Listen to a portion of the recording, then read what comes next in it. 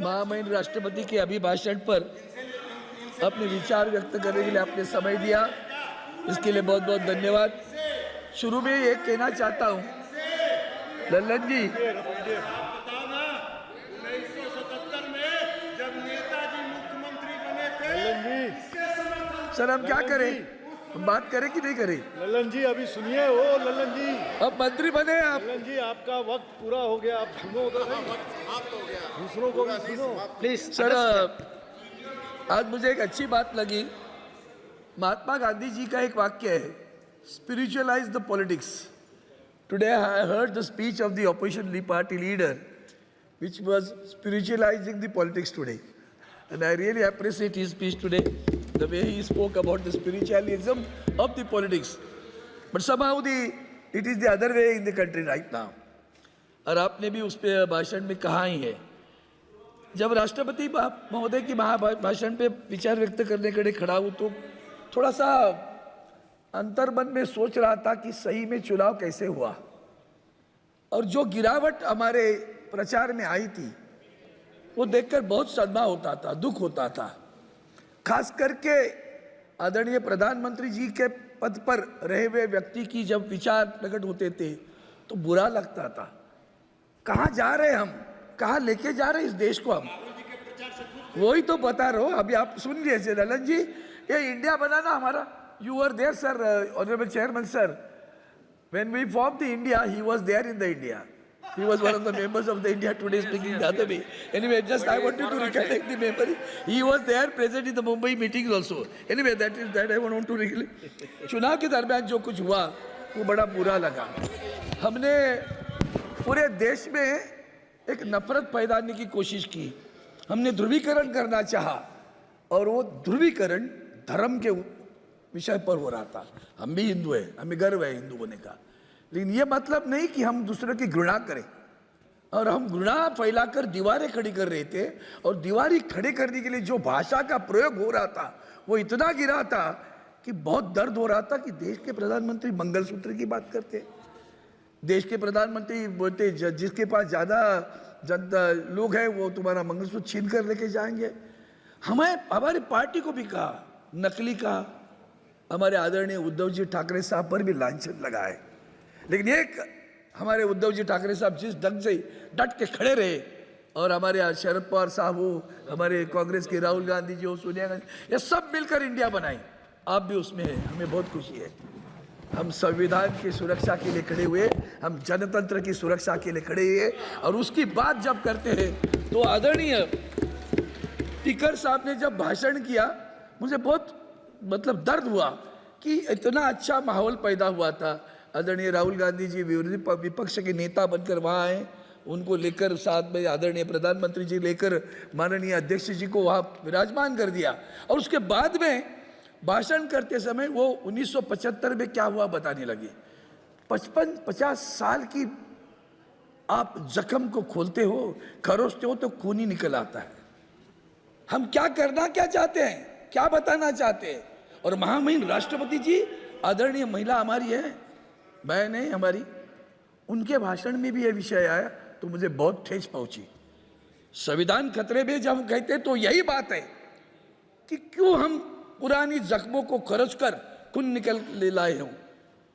हम अपेक्षा करते कि कुछ अच्छे विचार हो जाए, आगे चले, तो आगे चलने के बजाय हम अलग चलते हैं। मैं जब भी सोचता हूँ कि जैसे कि करप्शन की बात आती थी, are you really against corruption? I ask the question to honourable prime minister, are you really against corruption?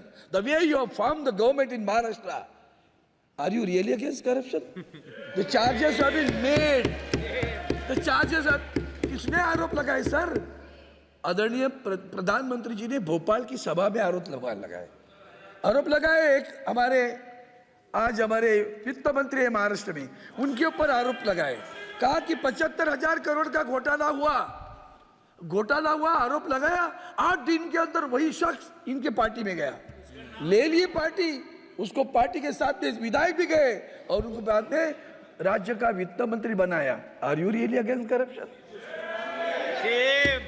Sir इसके बावजूद और भी बात बता देता हूं कि जब और भी एक बात हुई, हमारे शिवसेना से गुट टूट कर गया, फुट कर गया, भाग गया, भगोड़े थे गए।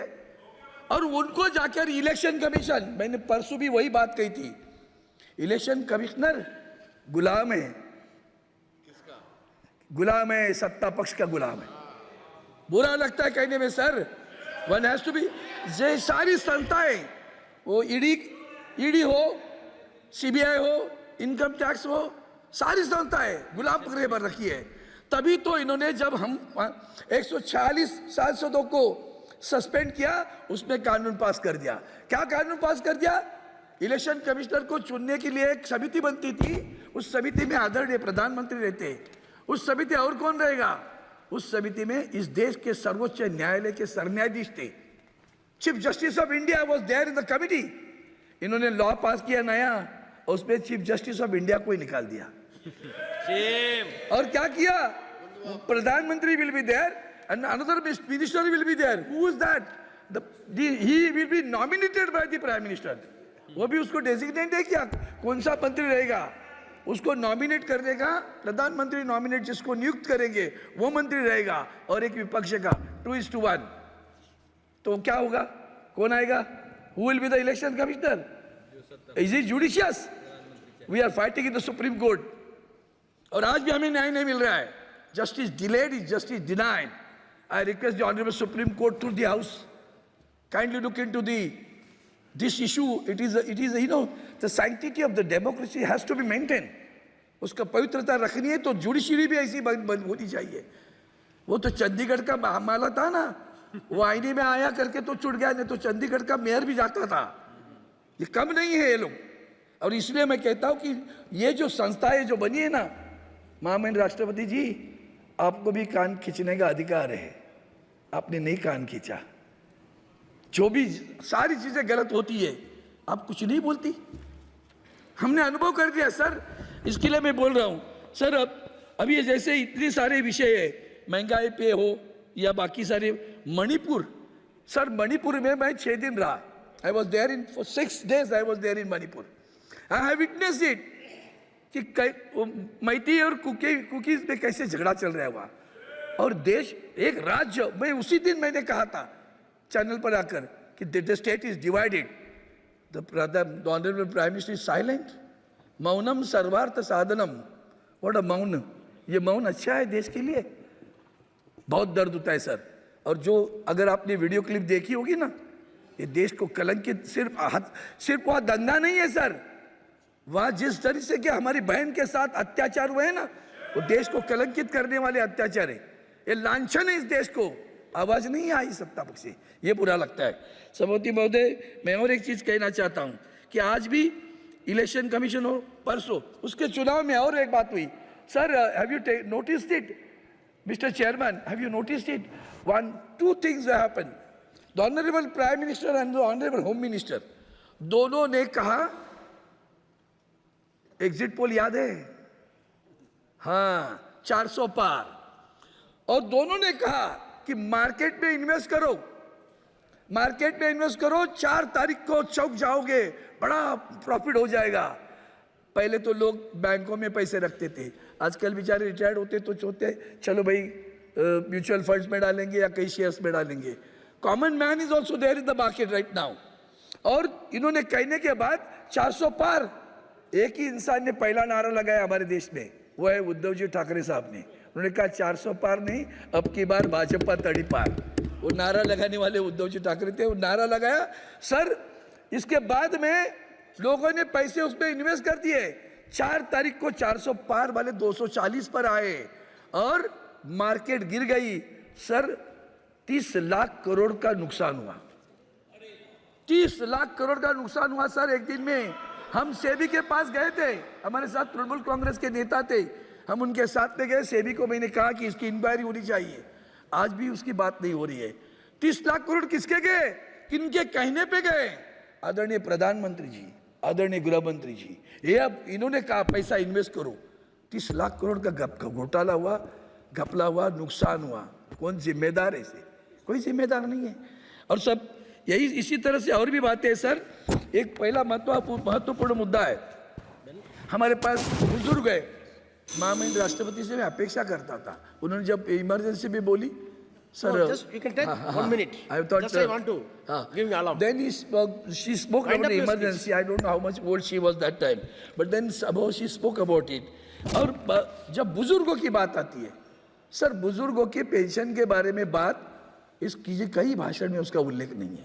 बेरोजगारी के बारे में कहीं उल्लेख नहीं है। बेरोजगार तड़प रहा है, PSUs are being sold out, और बेरोजगार रास्ते में तड़प रहे। हाल ही में कल परसों सर हमारे पास पुलिस की भर्ती थी, उस पुलिस की भर्ती में 2 जवान युवा मृत्यु हुई उनकी दौड़ने के बाद में। कोई कुछ दर्द नहीं होता। किसान आज भी आत्महत्या कर रहे हैं सर हमारे पास। और सर PSUs के बारे में हम बात करना चाहते हैं। हम चाहते हैं कि इनकी नीतियों की वजह से आत्मनिर्भर Please wind up. You are having one more speaker. Yeah, You are having one more speaker in your party. Yeah, I'll conclude Already in 1 minute. exhausted. That's the reason I'm concluding now. I got it. I got it. I want him to. That is the reason I'm not talking on farmers. मैंने किसानों पे बात नहीं की। मैं एक ही बात करना चाहता हूँ। जैसे बुजुर्गों की बात की, बुजुर्ग के पेंशन की बात की, बेरोजगार की बात करता हूँ। सर रिक्रूटमेंट कैसे होती है? अभी तो नीट का विषय आया ही है, सारी परीक्षाओं क्या है? आपने कभी स्टाफ सिलेक्शन कमीशन का सोचा है? मेरे यहाँ मुंबई में इनकम टैक्स में 1200 तृतीय श्रेणी के वैकेंसीज निकली, और उसमें स्टाफ सिलेक्शन कमीशन से रिजल्ट आ गया। डाउट है, 1200 में से महाराष्ट्र में से सिर्फ 3 लोग पास हुए, मुंबई में आए। इसके ऊपर भी बहुत गहरा इसकी जांच करनी चाहिए। जो लोग कैजुअल लीव के एप्लीकेशन नहीं लिख सकते हैं, वो बाबू बनकर वहां आया है सर। ऐसी स्थिति है। और इसलिए मैं आपसे प्रार्थना करता हूं कि हम लोग पुरानी बातें निकल कर, इतिहास भूगोल क्या क्या निकाल कर जो देश को विघटित करने का विभजनकारी विचारों को लेकर आगे चल रहे, मेरी प्रार्थना है आप सभी से, खास करके सत्ता पक्ष से, छोड़ो कल की बातें, कल की बात पुरानी, नए द्वार पे लिख देते हैं मिलकर नई कहानी। हम हिंदुस्तानी, हम हिंदुस्तानी, हम हिंदुस्तानी। जय हिंद, जय महाराष्ट्र।